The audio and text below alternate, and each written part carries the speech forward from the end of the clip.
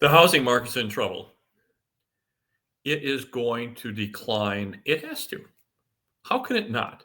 So let's put our thinking caps on and figure out why this is and what you can do about it. Because if you buy at the top, it's going to take you 5, maybe 10 years with which for you to recover. And if you put 5% down, now most of the buyers, starter homes. Now we're not talking about the wealthy. This is what you see in the markets today. This is why you're starting to see averages come up, because the wealthy aren't affected by this at all. If you don't need to borrow, it's not a problem. And if you have cash laying around, you can buy anything that you want. But if you have to borrow, and that's where most people in the United States, they have to borrow some kind of funds in order to make the transaction. So if you borrow, say, do an FHA or a 5% down, or like one of my investors where we put 25% down and we leverage, well, if these properties drop 5, 10, 15, 20%, you're going to take enormous losses. We're seeing that in commercial right now. We're seeing where the people that are selling their units have lost all of their equity position is gone. And that's typically about 25%. Now, that's not everywhere in the news, but that is the fact. So properties are getting sold, and they're being sold because there's a lag effect. So when we have a lag effect, this liquidity, these multifamily properties and these industrial properties and the office buildings, office buildings are struggling anyway. And when they come up for refinance, well, the income doesn't pay for the new debt service, and of course they have to bring the price of the property down to make it viable. I mean, who's going to buy a non-viable property? So when they need to sell it, they typically wipe out all of the equity from the previous owners.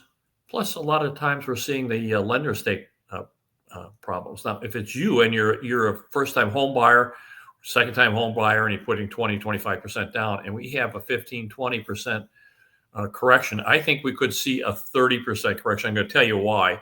The liquidity that's been put into the economy is just phenomenal. Just phenomenal. I mean, it's historic. I mean, where do you think this money is going to go? It's going to go somewhere. It goes into the stock market first. And because that's the most liquid market in the world. And of course, we're talking about US dollars, and people go into the Dow, they go into the S&P, and then you get into a lot of the NASDAQ. The NASDAQ has doubled in the last 2 years. Do you think that's normal? Do you think it's normal for home prices to explode like 30, 40% in just 2 or 3 years? That's not. So when you have these extremes, they always resolve. They always retrace back to where they should have been. And that can be pretty painful. And I think we have a housing crash coming, but I think we have a housing crash in a lot of other asset classes. Now, Dr. Nenner and I talked about the fact that the bond market was going to be taking another tank, and you're going to see that again. But if you remember, we've had a 40-year decline in interest rates. And of course, it made bonds explode. We got to be down to November of 2020. I think it was the bottom. And Dr. Nenner said, that's it. We're going to go up from here, and the bond market's going to take a beating. And of course, it did. The TLT, the aggregate of long-term treasuries, I think lost like 50%. 50%. No one talks about that. It dropped from like 199 now to about a 109. So that's a huge drop. And I think we're going to see that in housing, because I think we're going to resolve this bubble, because that's what we're in. So, excuse me. Let me go to my next slide, or my first slide. Let's just talk about what we see. So I see that we have real serious consequences here. It typically starts out well-meaning, but then they get into it and it continues going. Now, the question is, are we going to have a soft landing or a very hard landing? Because what happens when something like this runs out of fuel and it's gone straight up? And now we have to decide, where is this going to go from here? Because once this fuel in this engine goes out, there are very serious consequences to what's going to happen. So it all started out with 2 policy responses. Now, you have to remember, we got into the great financial crisis and it scared the bejeebies. Now, we lost, here in Phoenix, we, of course, were like the poster child for bad business. So here, you had a policy response to start up liquefying, sending money to the banks. And of course, They put in almost $600 billion almost instantly. This is a lot of money back then. And you can see the pop. And we were just going through debt like crazy. So a lot of debt was defaulting. And of course, that's called deflation. And when you have deflation, you start losing credit. It's called a credit event. And of course, prices were coming down. And we had a huge credit event and a housing crash. And you can see that they put in a lot of money to put that out. Now, same thing happened here. We had COVID. No one knew what was going to happen with COVID. We didn't know what the ramifications. We didn't know how long it was going to be. How long was this going to happen? What was going to happen? Everybody was scared to death that the whole world was going to die. We shut the world down for 2 weeks or 3 weeks, turned into a month or 6 weeks or 8 weeks. Mom and pops were falling like crazy. We had lots of companies that never recovered. Restaurants fell, theaters fell, all kinds of stuff. Just had major problems. And of course, what's the policy response? The policy response is to put in money. So they put this into the banks, but this isn't all they did. They put in trillions and trillions and trillions of dollars from the Treasury, from whatever they could. So the Federal Reserve bought all these. So from January 8th, 2020 to May 22nd, which is where my liquidity model peaked, they bought $3.4 trillion in treasuries.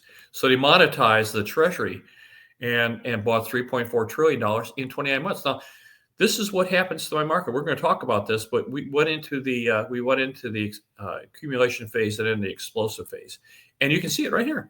You can see. So this is fuel. It's just like putting in high octane into your car and stepping on the gas, and it took off and just went crazy. So what do you suppose is going to happen when we have all this money going into the economy? But this isn't all that they did. Look at this. They put another $6 trillion into M2. And that was from February 20th to May 22. Again, same date. That's when we stopped with the liquidity. We could see that. And of course, they talked about taking $100 billion out of M2 every month to try and retrace all the liquidity, because they realized that they put it in an awful lot and they were going to take it out. But then they didn't, because the economy started suffering right here, and then they put a little more money in, quit taking out, added a little money, and then we get over here towards the election, and they want to make everything look really fine. And look at this, up it goes again. Let me go to my next slide. Now, this is that section we were talking about right here. So you can look in M2. I've opened this up a little bit. You can see a engineer liquidity pulse right here. So we had this huge, enormous liquidity pulse. And of course, this wasn't just coming from the United States. China and Europe and the European Bank and Japanese Bank and, all the central banks around the globe were putting in money. So we put in like 10 or 12 trillion, but others put in matching funds. So we had like 20 or 30 trillion dollars put into this reasonably quickly. And of course, it went up. Here's where we stopped. You can see the withdrawal of liquidity. We get down here, and we've got an election year, and they put liquidity back in. Look, they put more liquidity in. What do you suppose is fueling the stock market? It's not earnings. We're at historic PEs. I think we're at like a 38 PE. That's nothing to brag about. I'm not a stock market guy, but I know value when I see it. And when you're at when you have a typical, 14, 15, 16, 17 PE, and now you have a 38 in the S&P, well, that's telling you that there's something wrong. And then the dividend is like 1.2, 1.3. It's not very much. So you're not getting any return of your liquidity, and there's no cash flow. So what are you doing there? Well, you got all this cash that came to you, and you got to put it somewhere, right? You're not going to leave it in the bank. You want to make it work for yourself. So this is what happens. I go to my next slide. Let's just open this up so you can see this. Now, this is kind of insidious because they don't tell everybody that they're doing this. So remember, they got scared right here. So this is when we're finishing up with the housing market. Literally, the great financial crisis is coming to an end. starting to smooth itself out because we've just had this enormous deflationary event with all this credit that was destroyed. Trillions and literally trillions and trillions and trillions of dollars. Scared the bejeebies out of all these central bankers. And they put in $6.8 trillion, drove housing right up, drove the markets straight up. And then we get this little pulse. And then we get into 2020. This is where we have the COVID. And they put another $8.4 trillion. Well, goodness gracious, this is almost 17. This is over $15 trillion in 10 years. $15 trillion of additional capital put in. So where did all this money go? Well, it went into my markets, went into the stock market too. But look we were scared to death right here. This is the great financial crisis. I mean, we had this enormous bubble, and this is a bubble from here to here. This is a bubble. Everybody talks about the housing bubble, but look how small it is now. Just figure if this comes down here. Just think how big this bubble is. It's like 2 or 3 times the bubble here, and people were scared to death because that bubble popped. And right here we had the great financial crisis. This gray, and it came down like crazy. And in housing, it came down. So it was 4 years down. Now you can see some of the buying points coming in. This is really the very best, but these were still good buying points through here. And then we started recovering right here. This would be absolute. So this is like 70. This is 4 years, right? 2007 to 2011, 4 years, almost textbook perfect. And then it starts going up again. But we had this. These guys are putting all this money in, and not only is it a natural retracement. Now we've got these guys that are adding money. They're pumping the pump. They're priming the pump. And look at this. It goes like crazy. And you can see right here, all that liquidity goes in. It doesn't go in instantly, but it does go in. And you can see it goes up and up and up. And we get up into 2018 and we start to slow down a little bit. And what happened in 2018? Well, look at here. They quit putting in that big $1 trillion. And you can see my market felt it. Look at that. Boom, boom, boom, boom, boom. It's just trying to retrace. It doesn't know what to do. It's kind of coming up and down. Doesn't know what to do because right here is where all that extra liquidity stopped. And they're going to let the markets kind of heal themselves. Well, then this gray market here, this is COVID. And of course, we're just kind of bouncing along in a housing market. COVID hits. Now they're going to put in more. So this was 6.8. Now they're going to put 8.4 trillion in, and they're going to put it in a shorter time frame. They're going to put in 25% more. And look what happened. Now I'm going to tell you, 5 years from now, this is going to be way down. It's going to be down here probably. And everybody's going to say, oh my God, look at that housing bubble. Can you look at that bubble? Can't you see this half of the bubble? It's already trying to peak and come around. Remember, this is a process. So it is 14 up and 4 years down. So we're still coming down, and it's got to do this, right? This only took us 2 years to get here. So this is like 20 to really mid 2022. So this was going to take us 2 years to get down. So we're going to have a pretty steep dive coming here.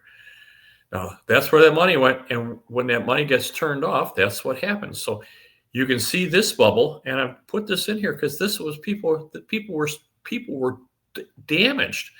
People lost tons and tons of money, and it's going to be worse. Now, we've talked about this and used this many times before. This is done with Charles U. Smith. Charles U. Smith, brilliant man. I would say if you get a chance to read him, he's with Substack and Zero Hedge, publishes a lot. Brilliant man. But he's talking about the two bubbles, and these bubbles need to resolve. Now you can see bubble number one, and look at, so he's put in finish the bubble. Can you see the second bubble? It's enormous compared to bubble number one. Bubble number two is probably 3 times the size of bubble number one. And we resolved it. And when it resolved, it was catastrophic. People lost all kinds of money. And my mission at the moment is I'm in the real estate business. I want you to buy properties. I want you to own properties.